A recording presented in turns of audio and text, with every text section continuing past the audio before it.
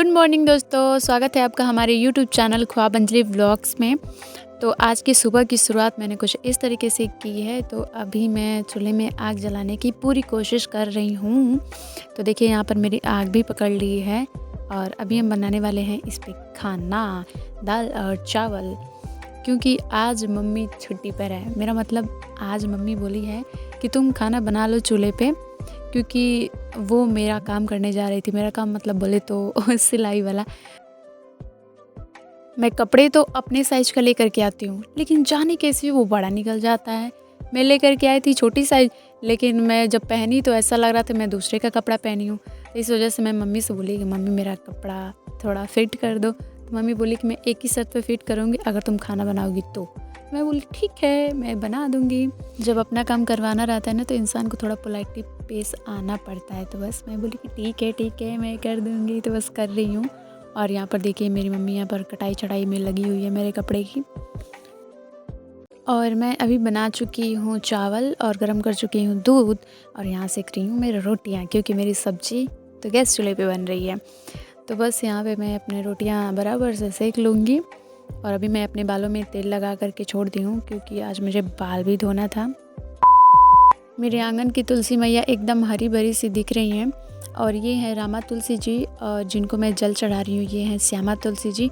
और तुलसी जी की वजह से मेरा आंगन बहुत सुंदर दिखता है।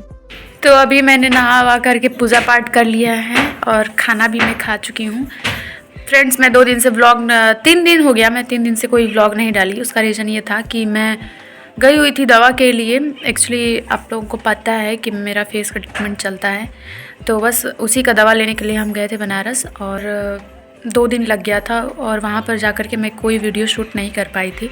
इस वजह से 2 दिन तक कोई व्लॉग ही नहीं मैं अपलोड की। और जब आई तो इतना ज़्यादा थक गई थी कि मेरा तो दिल ही नहीं कर रहा था कि मैं वीडियो एडिट करूं या फिर वीडियो शूट करूं, तो कुछ भी नहीं कर पाई। तो इस वजह से 3 दिन तक व्लॉग भी नहीं अपलोड हो पाया। हल्की हल्की सी धूप हुई है हमारे यहाँ, और धूप में बैठने पर ना धूप भी लग रहा है और छाँव में जा रही हूँ तो ठंडा भी लग रहा है। ऐसा टाइम चल रहा है।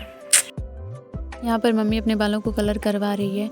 मान लो मम्मी की तो एज जितनी हो गई कि वो कलर करवा रही है। यार मेरे भी बाल इतने ज़्यादा वाइट हो गए हैं कि क्या ही बताऊँ। और कभी कभी ना मैं अपने बैग में कुछ खाने वाला सामान रख करके भूल जाती हूँ, जाने कैसे। मैं रखती हूँ कि मैं खाऊंगी और फिर बैग में रखा रखा सड़ जाता है। तो मैं एक डेयरी मिल्क खरीद करके लेकर के आई थी बड़े शौक से, और उसको बैग में रख करके ही भूल गई थी खाना ही। फिर हमको याद आया तो फिर मैं गई तो निकाल करके और खाना शुरू कर दी। वैसे मैं चॉकलेट खाना माना है, लेकिन मैं सोची कि चल यार एक तो खा लेंगे तो मर थोड़ी जाएंगे, कौन सा शुगर के पेशेंट है। तो बस हम यहाँ पर खा रहे आराम से मज़े ले करके। आज पूरे 2 दिन बाद मैं खेत में आई हूँ और मुझे पता चला कि यार ये तो धान की कटाई हो गई। मुझे तो लग रहा था कि छठ पूजा तक ये धान पक ही नहीं पाएंगे, पर ये क्या आई ये तो कट गए हैं। और वहाँ देख के दादी आ रही है। खेत में गई थी धान देखने के लिए, दूसरे वाले खेत में, कि वो धान पक गया है कि नहीं। आप गेस कर सकते हैं कि इसमें क्या होगा, बताइए।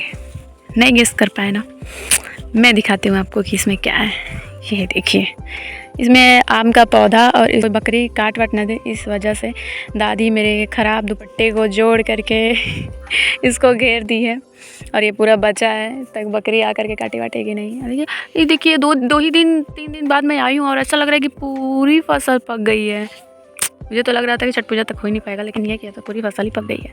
आप कितना हो अच्छा काम क्यों ना करो, अगर आप डांट खाने वाला अगर काम नहीं करते हो ना, तो भी आप डांट खाओगे।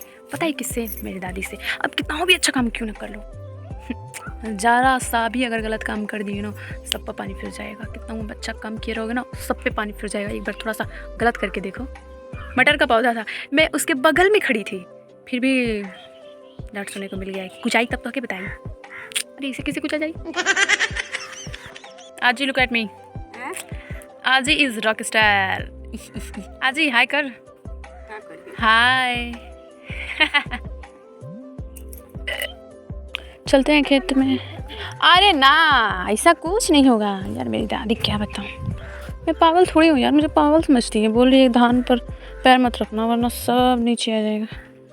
देखो पक गया है, शायद पक गया है। अभी ना ये काट करके छोड़ दिया गया है खेत में, तो 3 दिन तक सूख जाएगा अच्छे तरीके से। उसके बाद इसकी पिटाई होगी।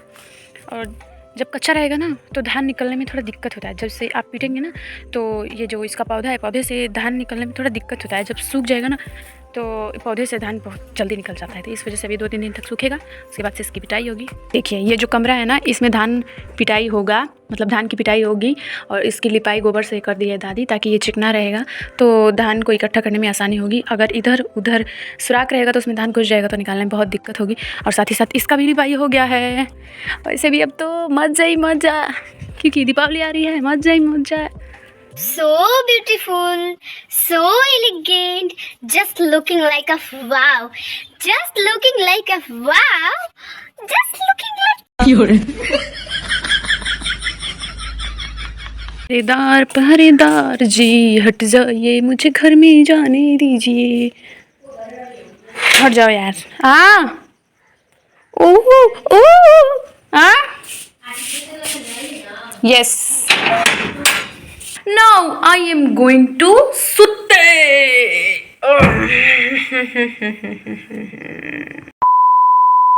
मेरे गांव में हर रोज़ कुछ न कुछ बेचने वाले आते ही आते हैं। तो आज ना एक टब बेचने वाला लड़का आया था जो बहुत सारा टब लिया हुआ था, लेकिन उसका बिहेवियर इतना गंदा था कि मैं तो किसी ज़माने में ना उससे टब लेती। लेकिन मम्मी बोली कि ले लेती हूँ, गेहूँ धोने में आसानी होगी। तो बोला कि मुझे टब के पैसे नहीं चाहिए, आप मेरे छोटे वाले टब से या तो 3 टब मुझे चावल दे दीजिए या फिर 6 टब मुझे धान दे दीजिए।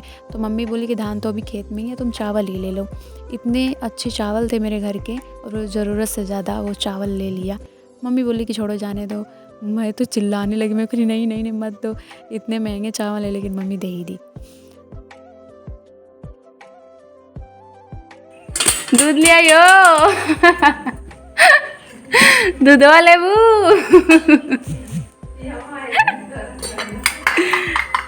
आज दूध वाले अंकल ना अपना दूध का बर्तन हमें ही दे करके चले गए। बोले कि हम जा रहे हैं एक लोग के घर दूध का हिसाब करने के लिए।